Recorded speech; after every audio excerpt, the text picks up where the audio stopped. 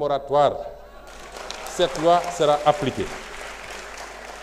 Monsieur le Président, je voudrais terminer par des interpellations sur les difficultés que vivent les Sénégalais. Oui, les Sénégalais vivent des difficultés. Nous les vivons avec eux. Nous les vivons avec eux. Et on nous dit quelle solution préconiser. Je viens de parler de beaucoup de précautions. L'État est en train de prendre sur lui pour éviter de répercuter un certain nombre de chocs sur les populations. C'est déjà des solutions. Le plan de redressement, on parle de redressement.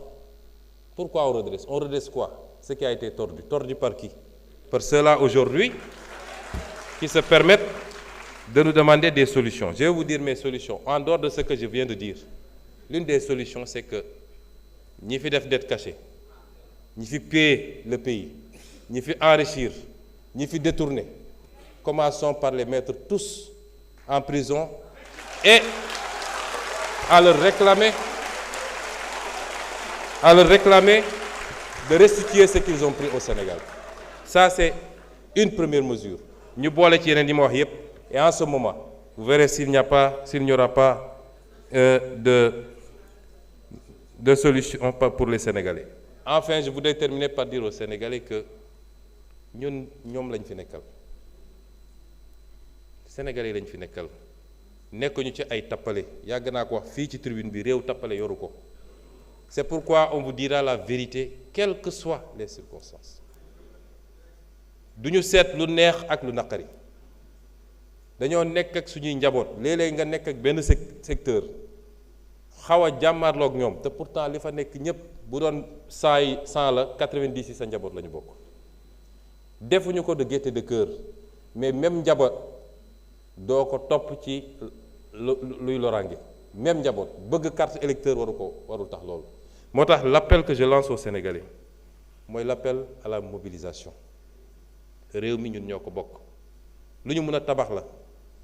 dañ ko fekk ci situation bu délicate looloo taxoon yéen ñëpp ngeen ànd ak ñun ne bëgg ngeen li fi nekk jóge fi phase redressement boobu nag du phase coow gu amul njëriñ kenn ku ne di langaamu sénégalais boo gis mu xaw a am ku ci bëñam métti sax nga ñëw ne ko Sonko tax sa bëñ métti loolu du solution phase teg mbir mi ci ay gis.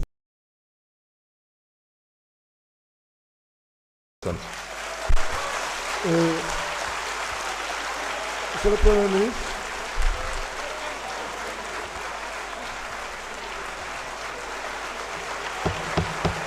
merci.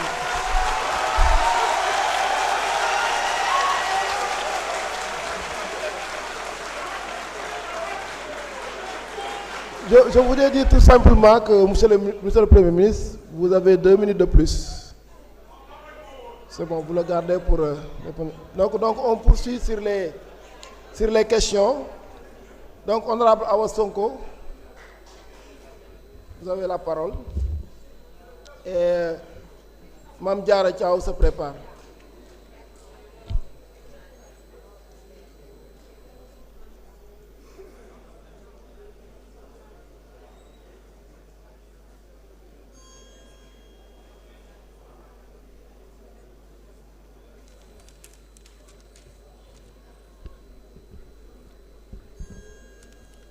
Assalamu alaikum wa rahmatullah. Monsieur le Président de l'Assemblée nationale, maa ngi lay nuyu. Monsieur le Premier ministre, Madame la Secrétaire d'État, chers ministres, membres du gouvernement, chers collègues. Monsieur le Premier ministre, fi nga teg sa tànk foofu la, fi nga daaneen sa discours foofu la Sénégalais yépp di xaar. Ndax xam nañ fi ngeen fekk réew mi. te amuñu benn solution bu dul récupérer li nga xamante ne moom la réew mi moomoon te am ñu ko jël ba pare ñu toogaat ci réew mi di jël média yi di naan réew mi doxul. donc foofu laa la bëgg a commencer par féliciter la ci li nga xamante ne moom nga bëgg a jël pour régler le problème économique du Sénégal. Concernant ma question, elle va porter sur le secteur du transport. Monsieur le Premier ministre, le secteur des transports bénéficie désormais de votre attention résolue pour remédier aux règles, pour remédier aux grèves, à l'informalité et à l'insécurité routière. Monsieur le Premier ministre, quel bilan encourageant tirez-vous des mesures prises depuis votre arrivée pour moderniser ce secteur stratégique? Quels travaux structurels sont en cours pour professionnaliser le transport public, moderniser le parc automobile, renforcer les contrôles techniques et sécuriser les usagers? Monsieur le Premier ministre, quelles réformes législatives ou réglementaires prévoyez-vous pour garantir la liberté de circulation des citoyens et lutter efficacement contre les pratiques dangereuses? Monsieur le Premier ministre, ma tënk ko ci wolof ñépp xam nañ ne dem ak dikk bi dafa nekk lu soxal sa gouvernement bi, mais it dem ak dikk bi mu nekk loo xamante ne bari la lu muy sonal sénégalais yi, surtout bu ñuy jëm ci li nga ñuy woowee les grandes fêtes comme tabaski bi, màggal wala gàmmu. Sénégalais yi di faral di dund li ñuy woowee augmentation des prix.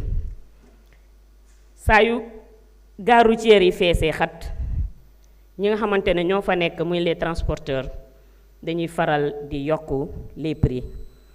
Te ñépp xam nañ ne Dakar bi ñi fi nekk yépp dañ fi ñëw pour daan doole, mais bu tabaski jotee ku nekk bëgg na dem tabaski ji ak sa njaboot.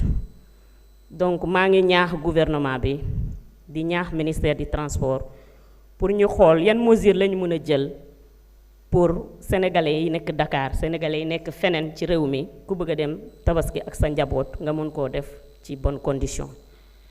Beneen ba ma ciy teg mooy li ñuy wooye les JOJ yi ñépp xam nañ ne dina tax ba population Sénégal yokku, mais population bi dund ci biiru région yi mi di Dakar ak les régions environnantes dina yokku.